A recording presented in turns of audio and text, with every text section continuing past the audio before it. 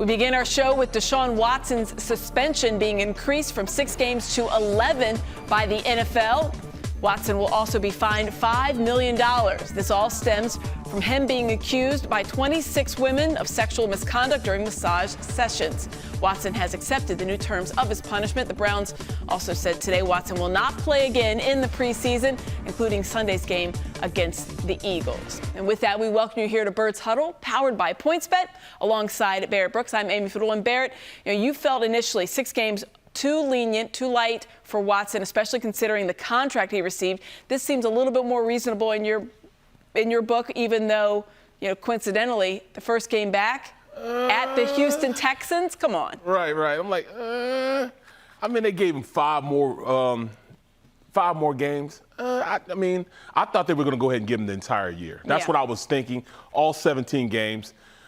He apologized, and I guess they were lenient on him, and they gave him just 5 more added to that 6. So 11 games out, I guess it's okay. He agreed upon it. The league agreed upon it. I guess they're trying to just move on with this whole situation. Coincidence that he's coming back for the game at the Texans? They are the greatest. The NFL is the greatest at creating matchups. They've always got, something up their sleeve in order to, bring something out that you have to watch. Watch TV. That's what the NFL does best. It's amazing. Watson, as you mentioned, did apologize to those affected by his actions, he said late last week. But today, he did maintain his innocence.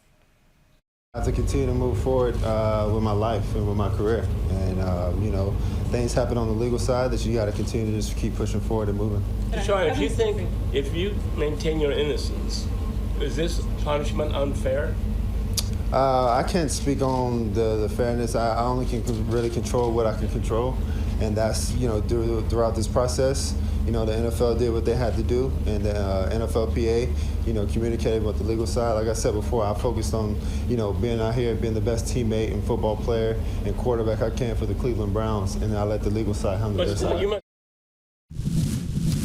Well, let's check out Barrett's 3-point stance now, presented by your Mercedes. Your first stance, the Eagles lucked out in more ways than one by not getting Deshaun Watson. Birds reportedly, if you remember, had interest in Watson. It was not reciprocated. It worked out in the end, certainly for Howie Roseman and company. Oh, absolutely.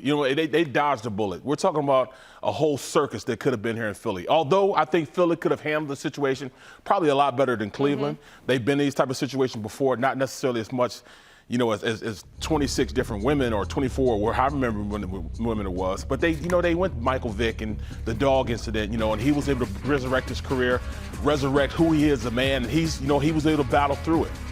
This, on the other hand, is a lot different. You're dealing with women, and at this point, they're trying to push on. But what if?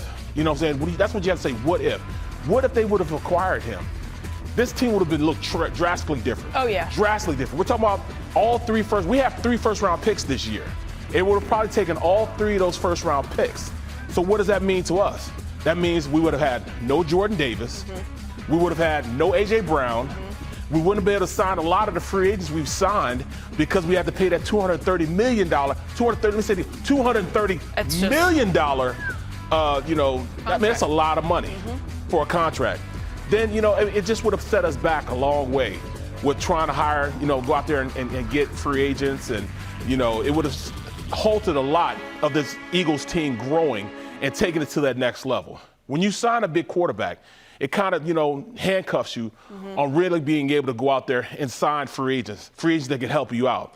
And like I said, the amount of draft picks that we got, we would have had near enough reinforcements to come in and play. We were able to sign some nice players. A.J. Brown, a $100 million contract.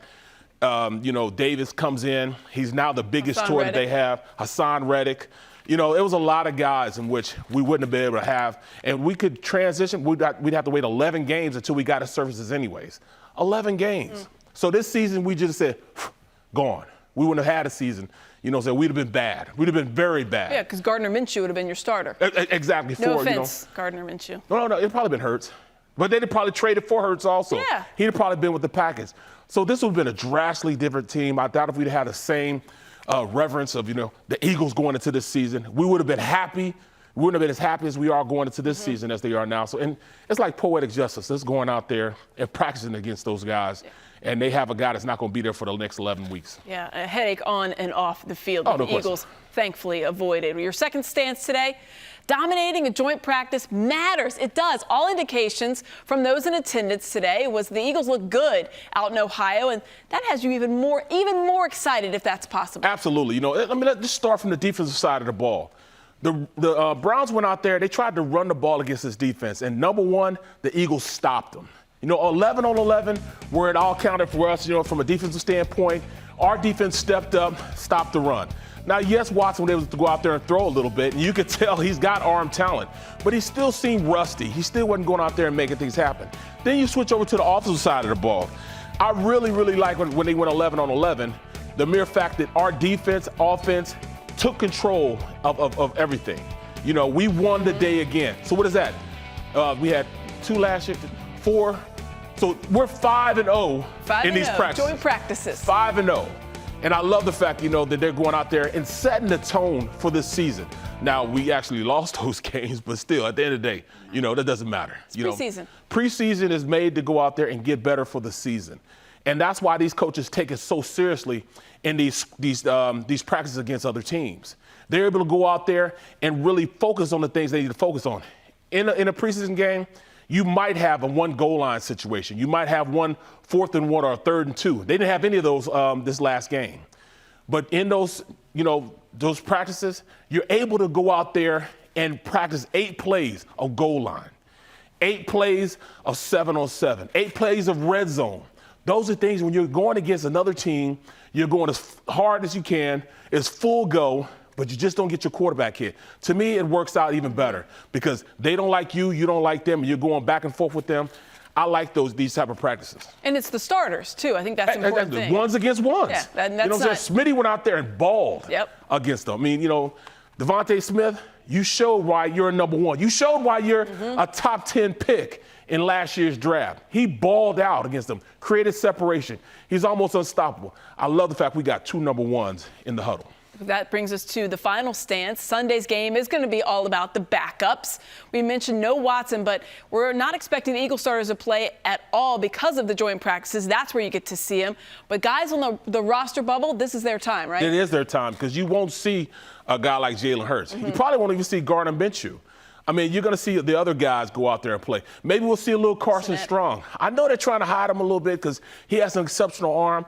Maybe doesn't play as much as we think. But, you know, at the end of the day, this is where the young guys go out there and show how competitive they are, show that they belong in the NFL. And at the end of the day, they're interviewing for 31 other teams. You got to go out there and ball, show that you belong in the NFL. And there's a lot of guys on the list. I was looking at the list, guys like Teron Jackson. Teron Jackson can probably start on either team, but he's out there working, trying to beat out guys like Sweat, Derek Barnett. You got guys like Devin Allen. Here he is, one of, a speed guy, you know, one of the premier talents in track and field. He's trying to make a roster spot. Coyote Wawusika. This guy's played well the last 2 years. He's been on the scout team. Now he's in a position where he can show his talent, go out there and show where he belongs. He's an NFL offensive lineman. All these guys are in the mix of trying to either make the opening day roster or be on the practice squad. Matt Leo, you haven't even heard his name. He's going to get an opportunity to go out there and he's going to show you who he is. Matt Leo is a baller. Coming off the edge, he's tall, lanky, got a one-hand stab, can rush the pass rushing moves, very explosive. You haven't even heard about him, but you will hear about him in this next couple of games. He's going to show you that he belongs in the NFL. This is where you go out to show, hey, I'm here, I'm ready, give me an opportunity, and I'm going to come out and ball. I like it.